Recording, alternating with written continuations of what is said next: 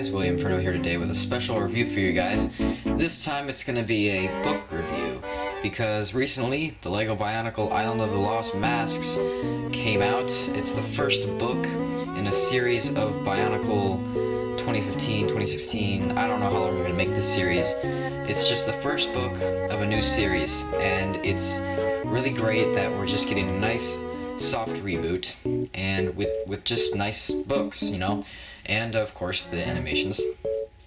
So I'm going to take you through the book. I'm not going to, well, I am going to spoil, like, basically the whole thing. Now, you see, the reason that it's not really spoiling is because you know everything.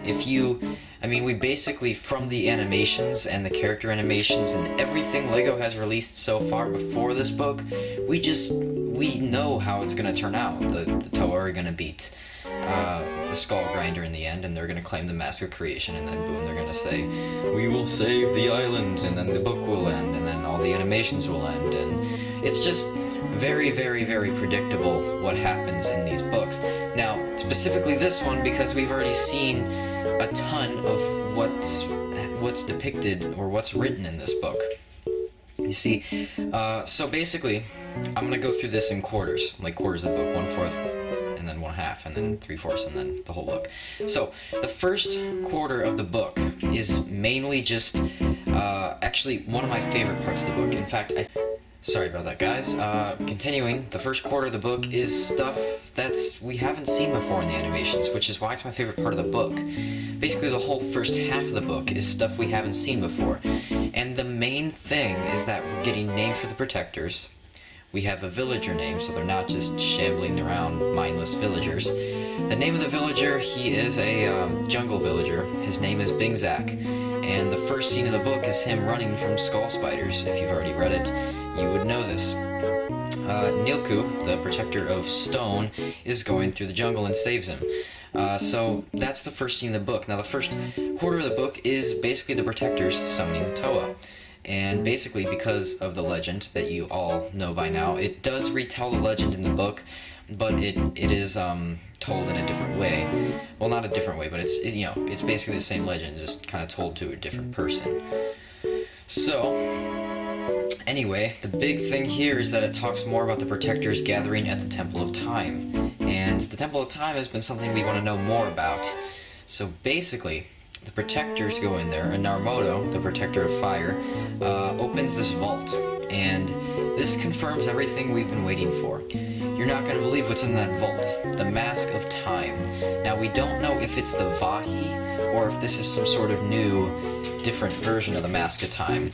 So just one second, guys. I'm sorry about all this. Just a lot of people are coming in here without knocking, and it's really annoying me. Anyway, back to the review. So basically, we don't know if it's the Vahi or some sort of new Mask of Time. So the protectors take this Mask of Time and they place it in this pool of energy in the middle of the...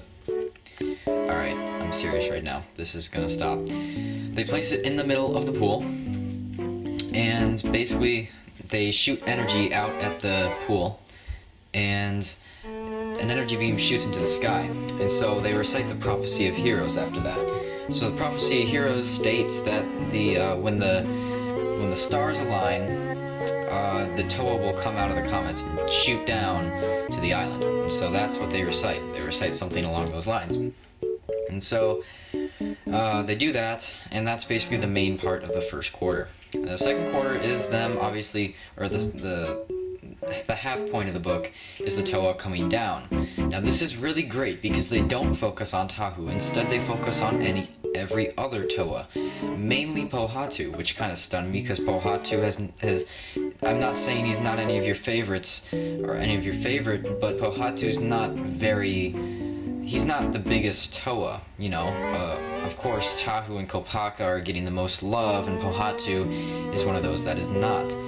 And so they focus a lot on Pohatu, and Bingzak and Nilku is there. And it's really great. It's a really great scene. They talk about how there's sentries in the Pokoro, basically, or Stone region. They talk about sentries there, and it's just the first half of the book is really great because it's all detailed and stuff that we did not get to see in the animations.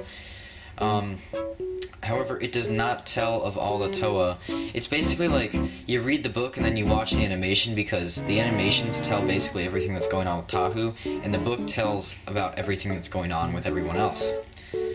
And then we get to the third quarter of the book, and that's when things start to go downhill. Now, you would expect there to be a lot of nice detail and info on the Somersets, because we don't know a whole lot about the city yet.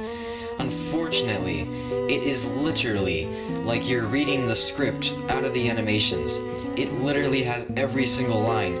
Maybe the scenery is detailed slightly more, but the third quarter of the book, mainly the third quarter, is full of just everything we already saw in the animations. There's nothing different about it. Really not. It's just you reading the animations, which is very disappointing. And surprisingly enough, Kopaka's infected mask never turns up. The Skull Warrior never is able to take Kopaka's mask. So it's kind of weird in the book how that never happens. All the other masks get infected, except for Tahu and Golly's, of course, and basically the only ones who don't is Tahu, Golly, and Kopaka's, which is kind of surprising because we did get a Kopaka mask that was infected. Anyway, it's a very boring part of the book. It was kind of a struggle to get through it because it was so boring. Now, the fourth quarter, at the time of this video, the rest of the episodes aren't out yet, so it was actually fun to read stuff that we haven't seen yet. Basically, it picks up after the arena crumbles to the ground, and that's how they get into the tomb of Akimu. They go into this graveyard. They go through this tunnel into the graveyard. It does talk in depth about the Skull-Scorpio battle. Oh, and it talks about how basically Scorpios are Rahi. And this is really cool to see. Basically, the Skull Warriors and the Slicer, they are long dead fighters of the arena. The Skull Scorpio is a Rahi that is long dead. They're just dead Rahi. Now, they don't call them Rahi, but they are basically dead inhabitants of Akodo, because Pohatu mentions that he had to battle a few Scorpios, regular Scorpios, while trying to get to his golden mask. So, basically, what happens is they face the Scorpios. They basically make it to the temple with Akimu, and at the end of the staircase, all the way to the Temple of Creation, is or the Forge, is basically the Skull Basher. So the Skull Basher is there, and he's basically the Skull Grinder's assistant, right-hand man. And so the Skull Basher faces Onua, of course, and it's a really quick battle. Skull Basher isn't in it a whole lot, which is kind of disappointing. And then they face the Skull Grinder, and the Skull Grinder is taken out. He actually cracks all of the Toa masks, and then Akimu creates his hammer and whaps the Mask of Creation right off him, takes the Mask of Creation, puts it back on, and remakes the Toa's masks, put them back on the Toa, and the Toa are alive. And then the final line of the book, which is really great, is Golly faced Akimu and said, "Trust us to save the island. It is our duty, and it is our destiny." So, the end of the book does confirm that we're getting kind of the unity, duty, destiny thing back.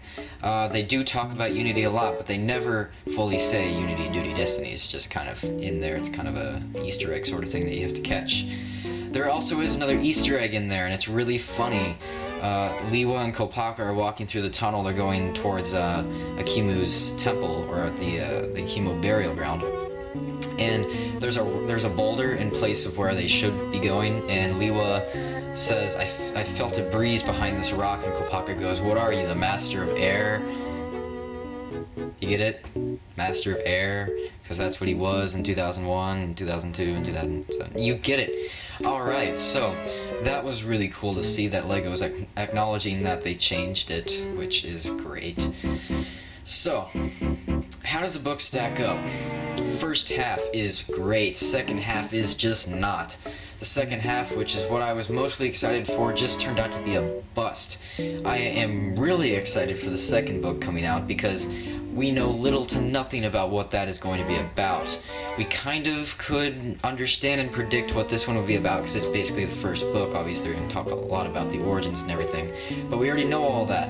Time to get to some stuff that's not simplistic, more complex, that we don't know. Time for the Revenge of the Skull Spiders, which is the next book.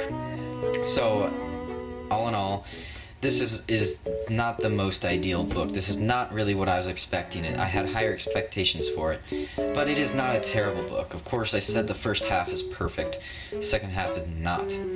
So, if you really want to get invested into the story, I suggest you do pick up this book. But I think you'd be okay if you just watch the animations, because some of the book is the animations. Well, this has been my new review of Island of the Lost Masks. Tell me if you've already picked up this book, and tell me what you think of it in the comments.